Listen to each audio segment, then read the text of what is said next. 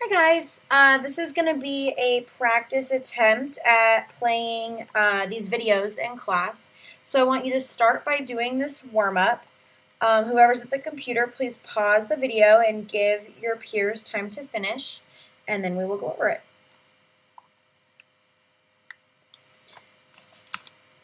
Okay, so hopefully you started by rewriting this, if you needed to, as the integral of x to the negative 2 dx. If I bring this up a power, this becomes x to the negative 1, but I need to divide by that power out front. This is an indefinite integral, so I need plus c. This is going to simplify down to negative 1 over x plus c. Okay, and this integral is going to come back in just a second while we talk about something called improper integrals.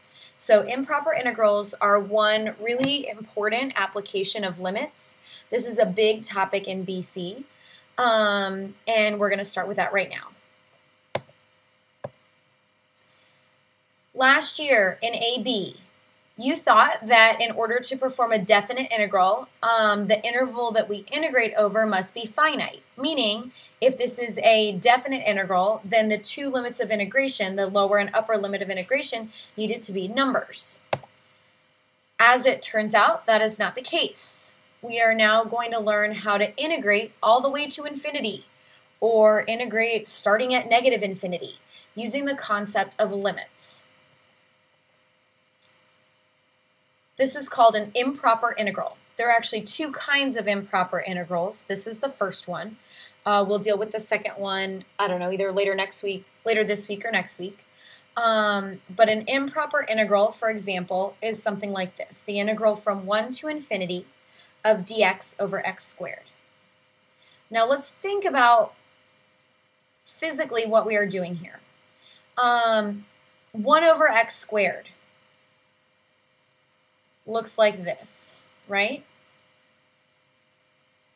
As x approaches 0, this blows up into something huge.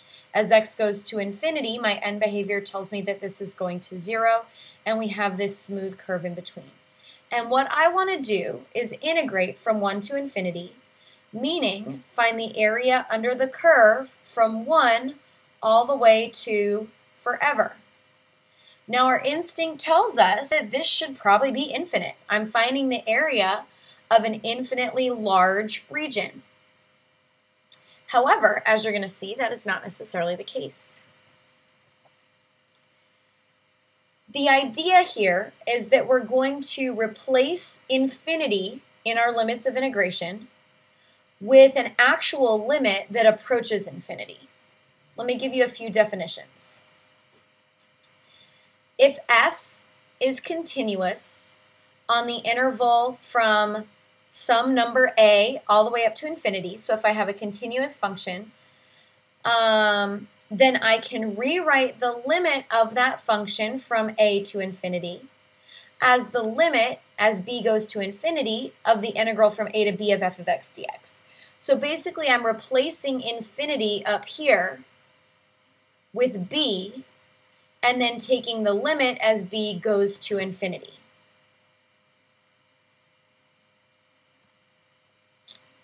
This works on the other side as well.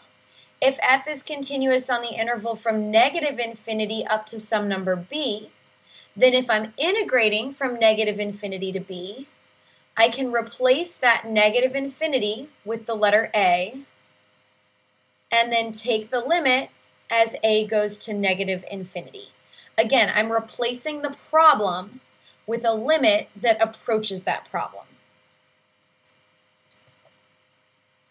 Finally, if f is continuous on the entire interval from negative infinity to infinity, all real numbers, and I want to integrate over all real numbers from negative infinity to infinity, then what I'm going to do is split this into the sum of two integrals. One going from negative infinity to some real number c. You could pick 1, you could pick 0, you could pick 5, you could pick 50, I don't care what you pick, plus the integral from that same number up to positive infinity. So I'm basically rewriting this as the composition of two integrals, And then I rewrite both of these as a limit.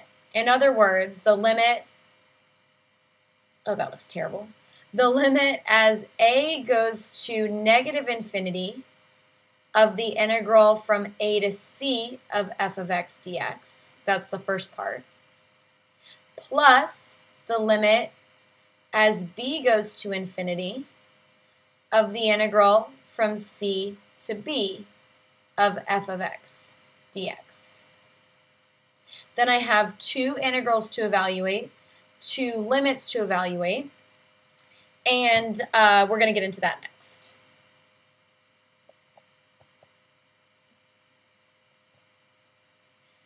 The idea here is that if I rewrite it as a limit and that limit exists, then that improper integral converges. This is getting at the idea of convergence versus divergence. Does that infinite area, that infinite region, have an area that converges to some finite number, or does it diverge? You've seen the idea of convergence and divergence before when you looked at infinite series in pre-calc, when you looked at a geometric series. Depending on the common ratio, some of those series converged, some of them diverged. Same idea here. So if the limits exist, then the improper integral converges. If even one of the limits does not exist, then the entire improper integral diverges. And if the limit does exist, then evaluating that limit gives you the numerical value of the integral. If you're confused right now, that is normal. Wait till we go through a few examples. Okay, so we are going to do this first example. It says to rewrite the following improper integral as a limit and decide if it converges or diverges. So first I need to rewrite this as a limit. It's going to be the limit as, my problem here is infinity, so it's going to be the limit as b goes to infinity. By the way, if you mess up these letters and call this a instead, that's okay. You can call it smiley face if you want to. Just the typical convention is if it's the lower limit that's the problem, we call it a. If it's the upper limit that's the problem, we call it b. So this is going to be the limit as b goes to infinity of the integral from 1 to b of dx over x squared. Yes? All I did was rewrite this as a limit. Now I'm going to integrate. Okay, so we integrated this function already in the warm-up. Don't forget to keep writing your limit. Limit as b goes to infinity. When I integrated this, I got negative 1 over x, yes?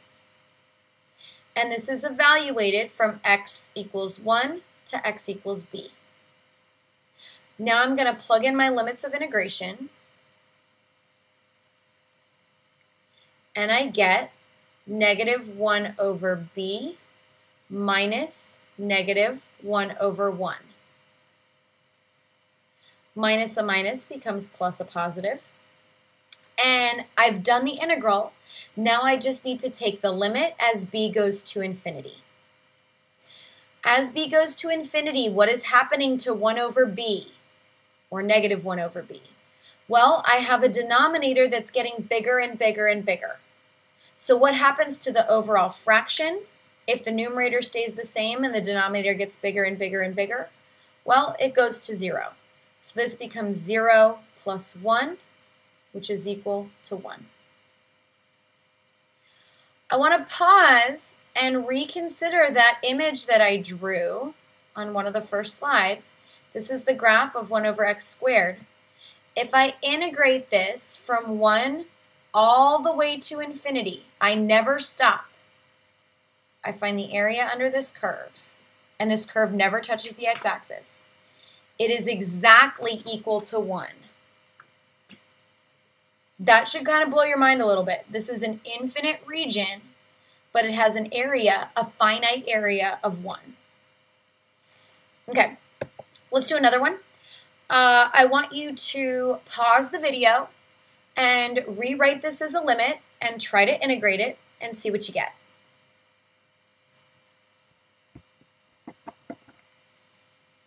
Okay, when you rewrite this as a limit, you should get the limit as b goes to infinity of the integral from 1 to b of dx over x.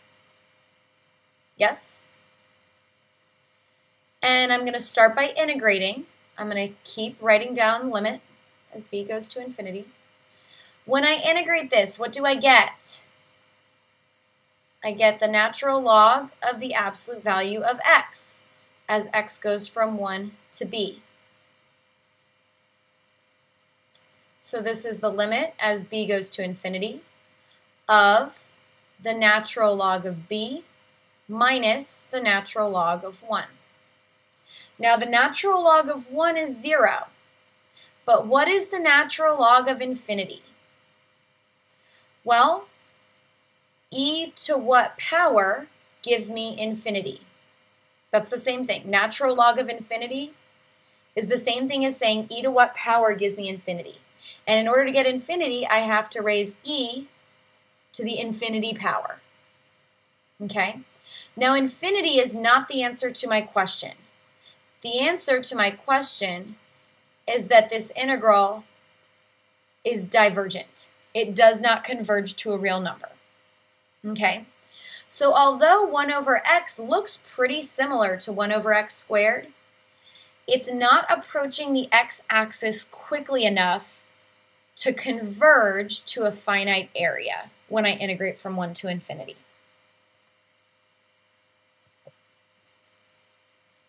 Here's another one. I want you to pause the video and see if you can do this by yourself from start to finish.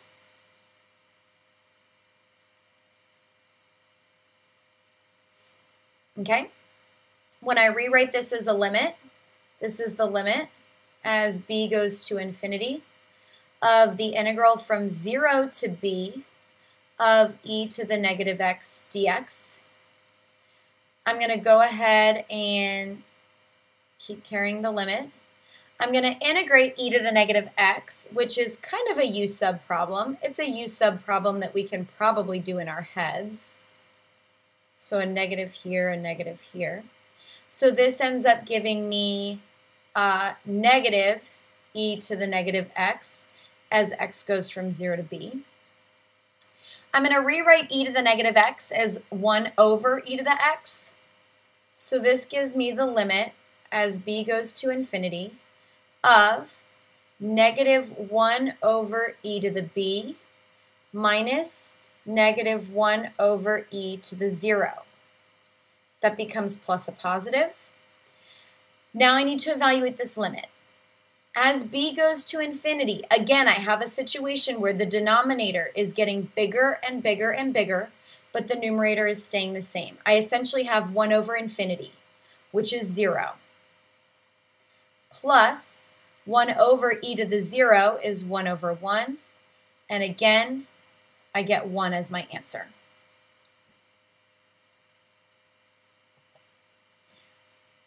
Here's another example. Go ahead and pause and try this one. I will say I was a little mean with the function that I gave you to integrate.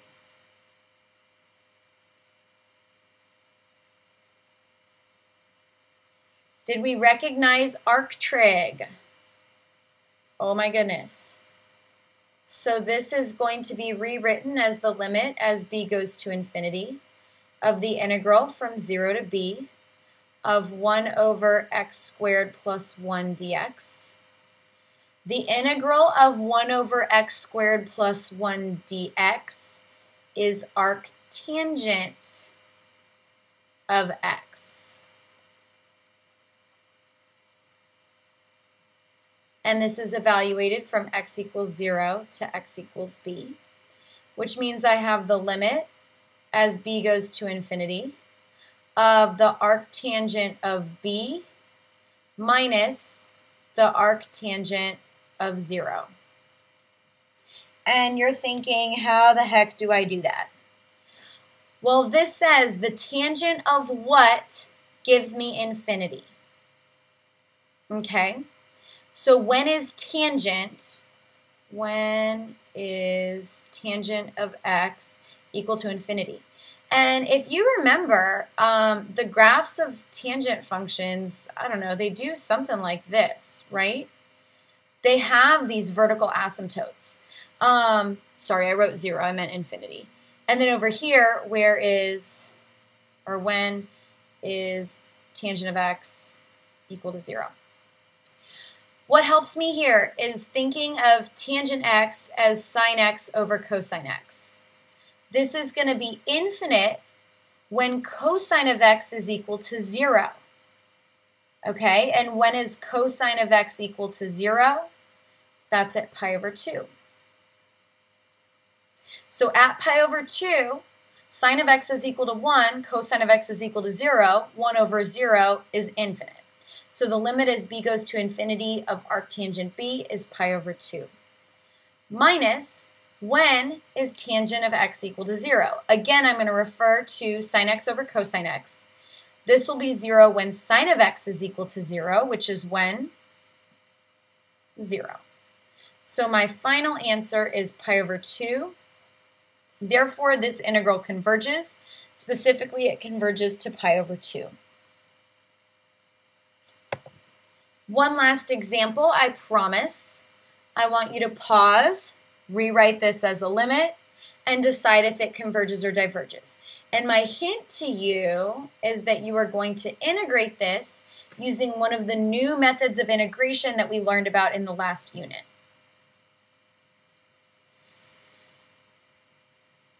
Okay, so I'm going to rewrite this as the limit as b goes to infinity of the integral from 1 to b of 1 minus x times e to the negative x dx. Did you figure out how to integrate it? It is an integration by parts problem, and I like the tabular method. I'm going to take the derivative of this 1 minus x piece because I know this is going to go to 0.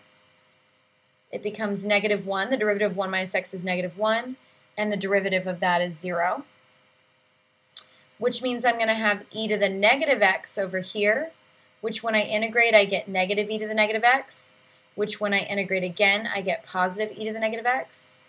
And I need to remember my plus minus pluses. So this becomes the limit as b goes to infinity of, oh my goodness, negative 1 minus x e to the negative x. I got that by multiplying these two terms together. Okay, minus a minus becomes plus e to the negative x. And this whole guy is evaluated from 1 to b. So this becomes the limit as b goes to infinity of, I'm going to rewrite each of these e to the negative x's as an e to the positive x in the denominator.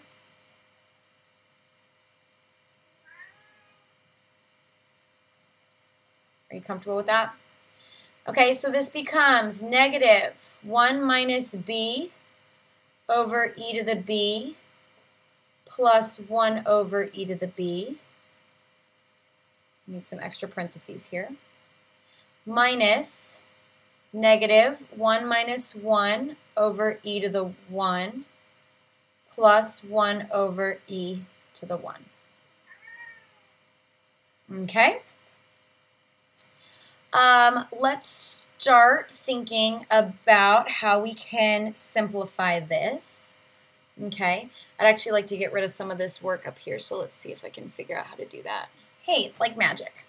Okay, so I'm not sure what's going on here because I have b minus b over e to the b plus 1 over e to the b, and all those b's are infinities. I'm feeling a little nervous here, so I think I'm going to try and do some algebra to clean this up before I start evaluating. So I have the limit as b goes to infinity of, okay, this is going to be negative 1 over e to the b plus b over e to the b. All I did was split that into two fractions, plus 1 over e to the b. 1 minus 1 is 0. So I'm confident that that's going to 0. and this is going to leave me with minus 1 over e. Okay? As b goes to infinity, this is going to 0. I have that same case where the denominator is getting bigger and bigger and bigger. That goes to 0. This is infinity over infinity. I think I'm going to have to use L'Hopital's rule here. So we're going to hang on to that piece. This is going to 0 for the same reason that is. And so I'm left with the limit as b goes to infinity of b over e to the b